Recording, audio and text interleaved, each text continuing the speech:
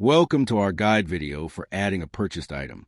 We begin by navigating to the inventory section from the main menu, then choosing Purchases and clicking on Purchased Items to open the Add Purchase Item screen. At the top, you can see the running totals for the purchase, the total, excluding GST, and the total with GST, which will update as you add items. First, select a supplier name from the drop-down list, so the purchase is linked to the correct supplier.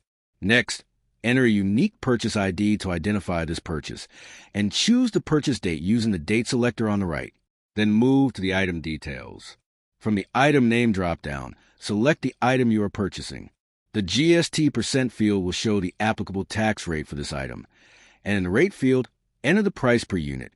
In the quantity box, type how many units you are buying. Once the item details are filled in, click Add More to add this item to the list below, and continue adding additional items for the same purchase.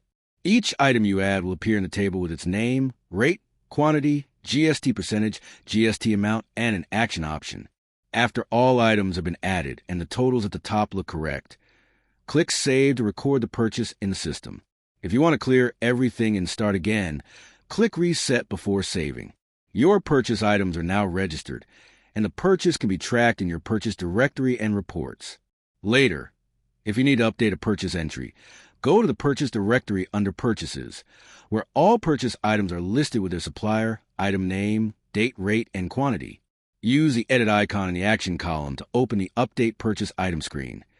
Then adjust fields like supplier name, purchase order, purchase date, rate, or quantity as required, and click Save to apply the changes.